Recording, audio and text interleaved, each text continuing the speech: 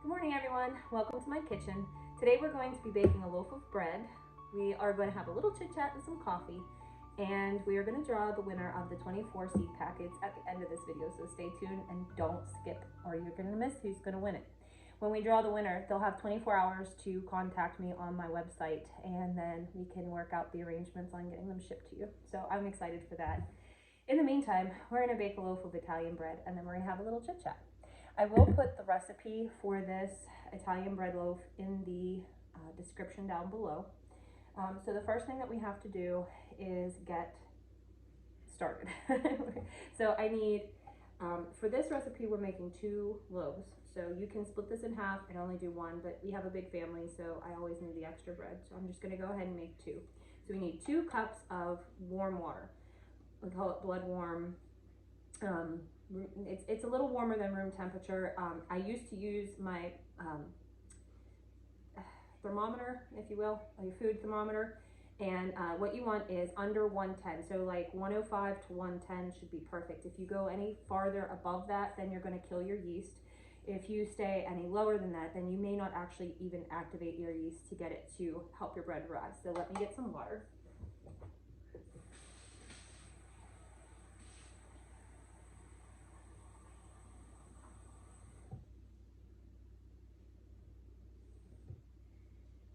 Should be perfect.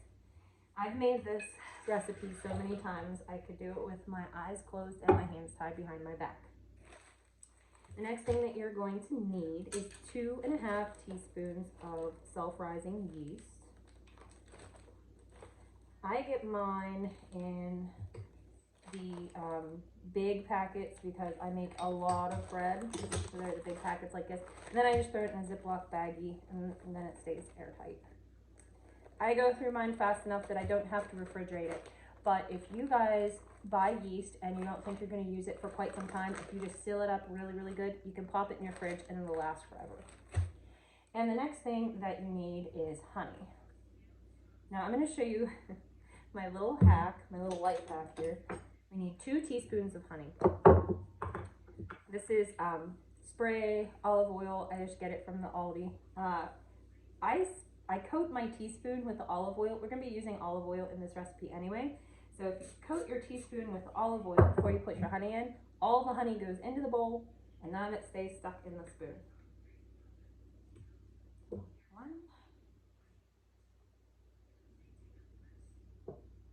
2. And if you're anything like me, go a little bit heavy-handed with the honey. That's okay. Now, you can leave that sit. I do like to give it a whisk, and of course my whisk is over here. I'll be right back.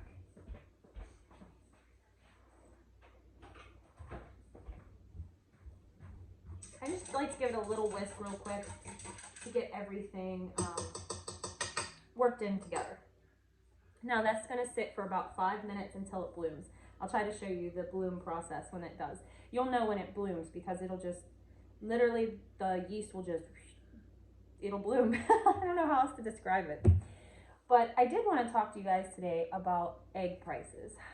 This is a hot topic right now everywhere. It's on Facebook, it's on YouTube, it's everywhere I look. There's memes and everything going around about this crazy cost of eggs. And so I want to have a little chat with you guys from the egg lady perspective. So last year, I set up at a farmer's market for the first time. I actually did 2 farmer's markets last year. And I had been selling eggs from my property for a while. I also do an egg CSA program where I will deliver eggs in my town's area once a week. I do it every Friday. And one of these days I'll take you guys with me. I do it from March till October because my hens don't lay in the winter. We can talk about that another time. But I sell my eggs. Last year I was selling them for $5 a dozen. Now, the prices of feed on everything across the board, all of my farm animals, has gone up insanely over the past couple years. Every time you go to the store, it seems like the prices would hike. And so chicken feed and pig feed are the 2 that really I saw the most impact. Horse feed too, but I switched them to a different source, so it's not as bad for them.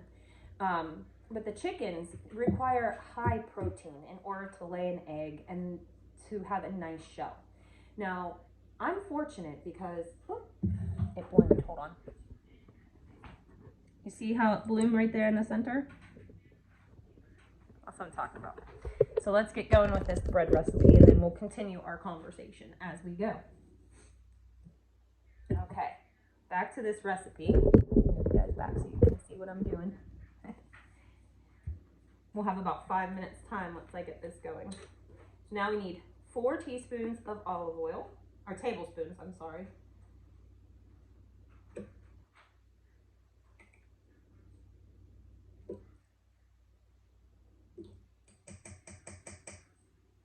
Okay. Oh, salt, and I forgot to grab my salt.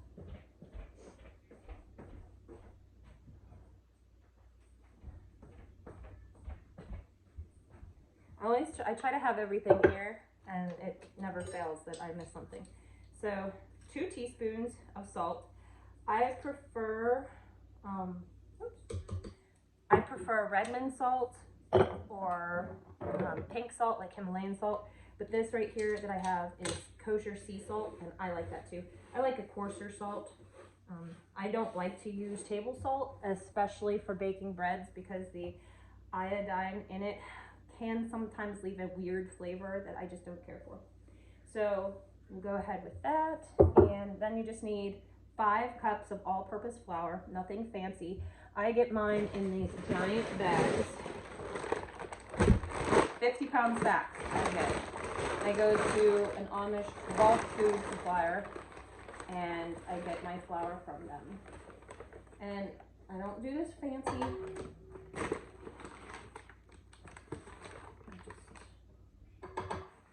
My hand in there, fill it up, and I use my hand to just smooth off the top.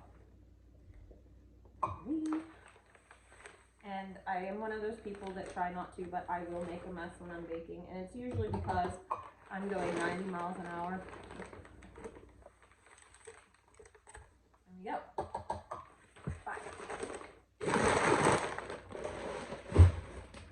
Okay, and then after you get that, we're gonna put this on low speed. Don't turn it on high, or else you'll do what I do all the time and your flour will go all over the place and you'll look like it snowed in your house. You're going to turn it on low just until it combines, and we're going to jack it up to medium speed for 5 minutes. You can hand knead if you don't have a KitchenAid with a dough hook. That's fine. I just do this because I'm lazy.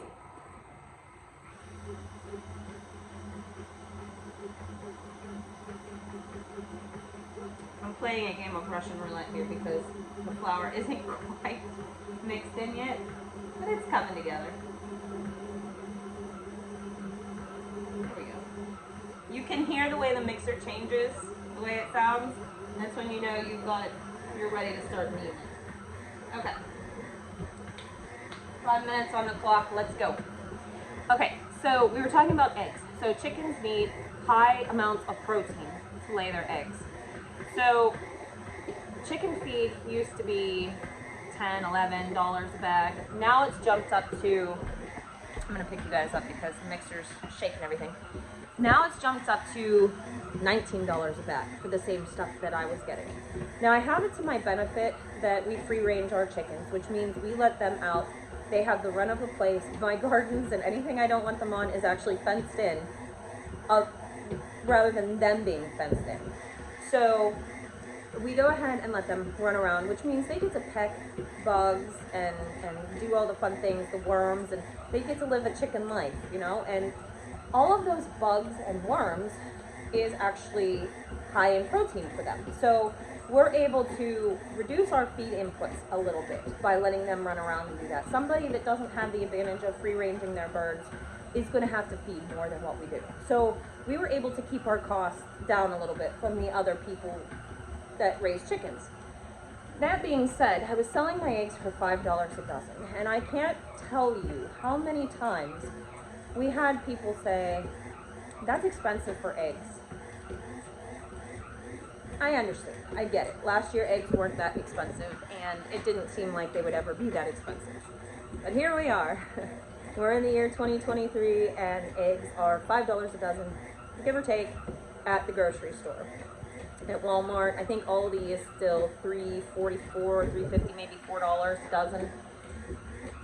Still, the price of eggs is at a price that I don't think I ever expected to see it at the grocery store before. So this is happening for a few reasons. It's happening because the price of feed has gone up. And on that note, I want to say that we've been feeding grain from last year's store, okay? Everything that they harvested last year, we'll be using this year. So we're always running like a year behind. I don't know if you guys keep up with what goes on around the country as far as weather is concerned, but there were massive droughts last year. People were only able to bring in a fraction of their harvest. So that means that they didn't get as much as what they should have. And they also had higher costs as far as diesel, higher costs as far as fertilizers. So that means once we start using the new grain stores, prices could continue to rise. This year I'm offering my eggs for $6 a dozen. And that's because the feed costs keep going up. The price of my egg cartons is going up. The price of my labels is going up. Even the ink to print those labels is going up. So unfortunately, I have to watch the clock.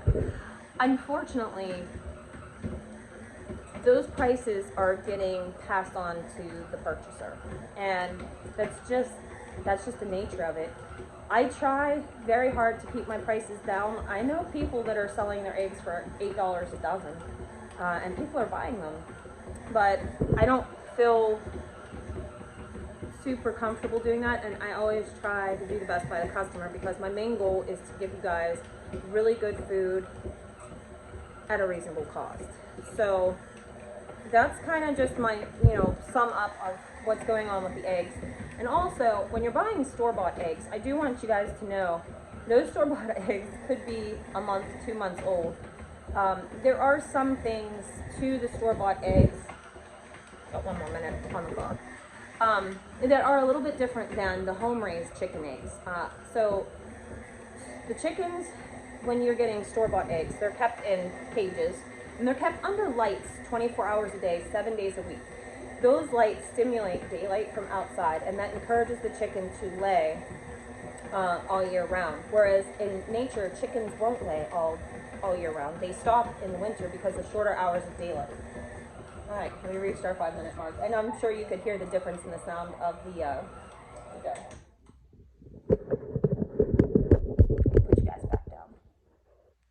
Okay, so now that we have this, you guys are ready. Okay, here we go.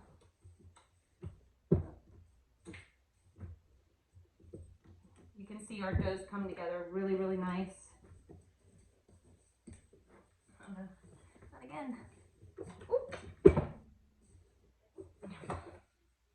Sometimes I run a little bit of olive oil along the base where the bowl goes because it'll get stuck with all the kneading. So you can see it's a beautiful, smooth clump of dough. We're going to take our olive oil. Again, I like the spray for this. If you just have olive oil, that's fine. You want to coat the bowl. I just use the same bowl I mix it in because who wants extra dishes? Plop her in there. Cover with a tea towel. Let it rise for an hour. Okay. So yeah, like I was saying, the chicken eggs that you buy at the store, those chickens are kept in cages and they're kept under lights. A lot of people will reach out to me in the middle of winter and be like, hey, can I get some eggs?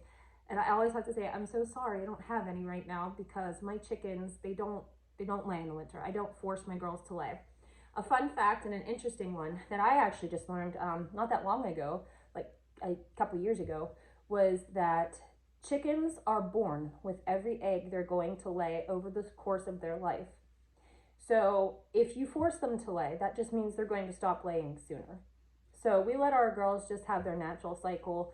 A lot of people will call their hens after a couple years so that they don't have to continue feeding them. We don't typically do that either. We will just keep our old hens because, like I said, we free range our chickens, so it's not that big of a deal for us to say just go out and live your chicken life.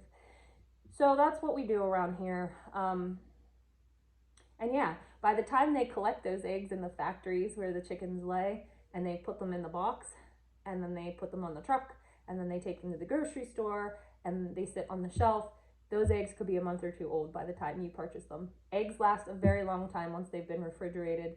You will be able to tell the difference if you ever get a farm fresh egg, especially if it's a free range egg, because they have all of those extra omega fatty acids from eating the bugs and the grass that they peck at. When you crack those eggs open, if you do an experiment, you get a store-bought egg and you get a farm fresh egg and you crack them, they look like two totally different things.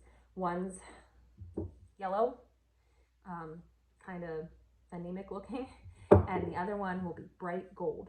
And so it's really, really great. It will add so much more flavor and richness to anything that you make with it. But I think that's enough of the egg talk today. I will add back to the video once this loaf is done. When this loaf has risen for an hour, we're going to put it in the oven at 425 for 24 minutes. But I'll come back and I'll show you that process when this is done. Okay, I'm back. It's been about an hour, so we're going to go ahead and take the dough. And as you can see, it's risen quite a bit, so that's great. We're just going to take the dough and we're going to turn it out onto a clean surface. Okay. And I got to get my bench knife. My bench knife I like to cut it with.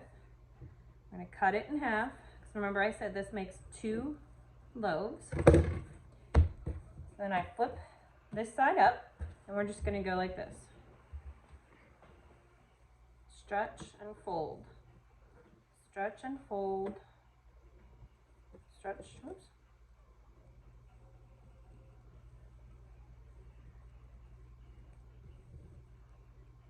Just like that.